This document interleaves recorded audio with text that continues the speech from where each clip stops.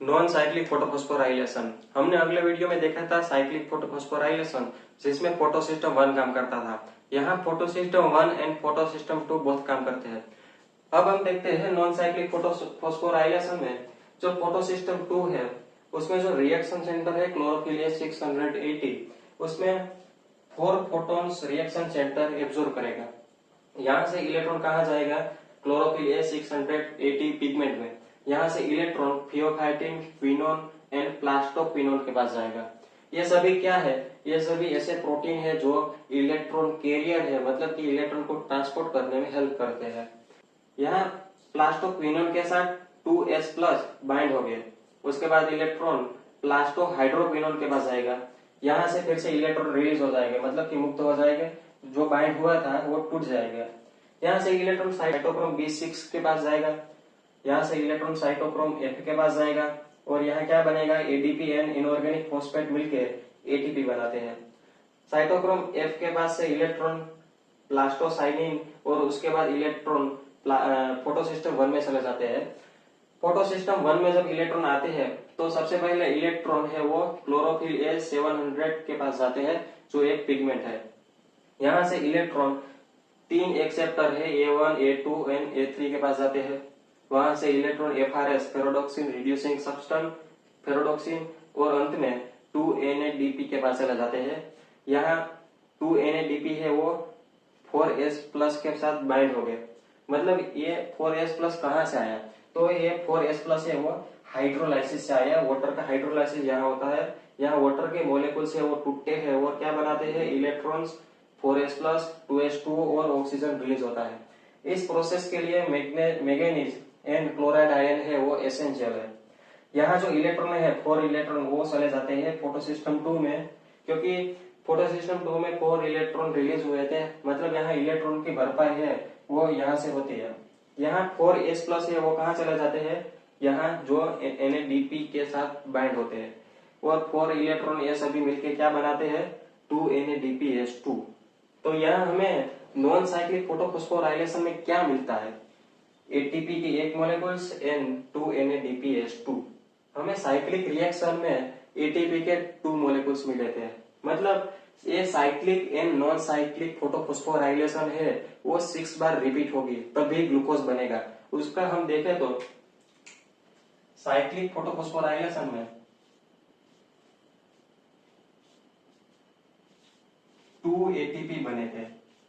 2 ATP बने थे और दोनों फोटोफॉस्फोराइलेशन 6 बार रिपीट होती है। मतलब हम इसे 6 के साथ मल्टीप्लाई कर देंगे, मतलब टोटल कितने ATP बनेंगे? 12 ATP। ऐसे ही नॉन साइक्लिक फोटोफॉस्फोराइलेशन भी 6 बार रिपीट होती है। मतलब नॉन साइक्लिक फोटोफॉस्फोराइलेशन में क्या बनता है? 1 ATP एंड 2 NADPS2।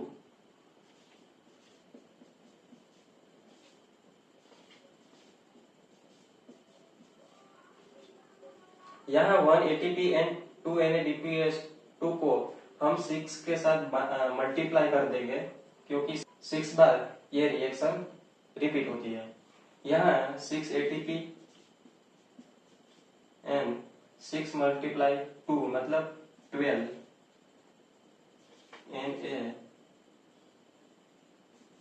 NADPS2 बनेंगे।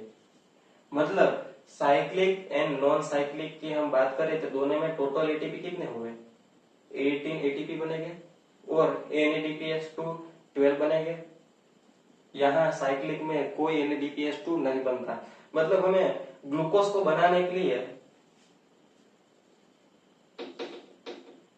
12 ATP and 18 ATP 18 ATP and 12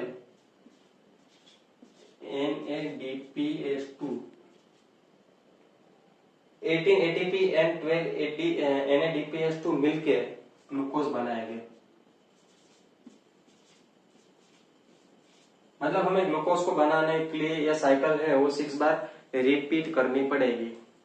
और दूसरी बात, हम यहाँ पूरी चेन हम देखें तो वो जेड आकार की है। यहाँ ऐसी चेन है, ऐसे बनती है। इसको हम उल्टा करना पड़ेगा तो ऐसे बनेगी। तो ये जेड आकार की बनती है, तो इसे हम जेड स्कीन भी कहते हैं।